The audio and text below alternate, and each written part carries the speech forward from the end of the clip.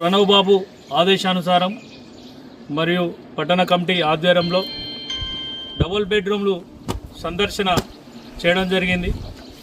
గతంలో కూడా డబుల్ బెడ్రూమ్లు ఏ స్థితిగతిలో ఉన్నాయో మరి అప్పటి పాలకులకు అందరికీ చమ్మికుంట పట్టణ వాసులందరికీ తెలిసిందే.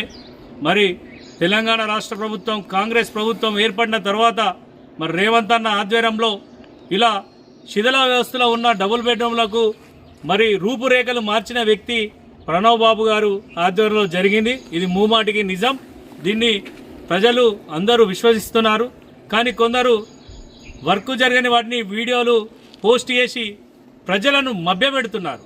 ఏ విధంగా అంటే డబుల్ బెడ్రూములు ఇప్పుడు అన్నీ మేము గతంలో పనిచేసిన వాళ్ళమే, గత ప్రజాప్రతినిధులే మేము 100% ఇప్పుడు ఉన్న ప్రతి ఒక్కటి ఏది డబుల్ బెడ్రూమ్ ధర్మారం అయితేంది, ఇక్కడైతేంది ప్రతి ఒక్క కాడ ఉన్న వాటిని నిధులు కేటాయించి ప్రతి పేదవాడికి ఇల్లు ఇవ్వాలనే ఉద్దేశంతో కాంగ్రెస్ గవర్నమెంట్ ఉంది.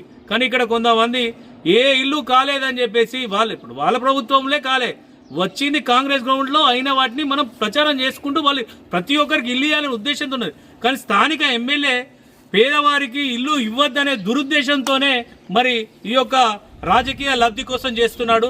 ప్రతి ఒక్క హుజురాబాద్ కాన్స్టిట్యున్సీలో ప్రతి ఒక్కరు గమనించాలి. ప్రతి ఒక్క పేదవాడికి ఇల్లు రావాలంటే 100కు 200% ఇప్పుడున్న ఇల్లు పంపిణీ చేస్తాం. మిగతా వాటిని కూడా త్వరలోనే ప్రణవ్ బాబు ఆధ్వర్యంలో మరి పొన్నం ప్రభాకర్ శ్రీధర్ బాబు గారి దృష్టికి తీసుకెళ్లి నిధులు కేటాయించి జమ్మికుంట పట్టణంలో మెరుగైన డబుల్ బెడ్రూమ్లు అందించామని చెప్పేసి మా కాంగ్రెస్ పార్టీ పక్షాన ప్రతి ఒక్క పేదవారికి చెబుతాం.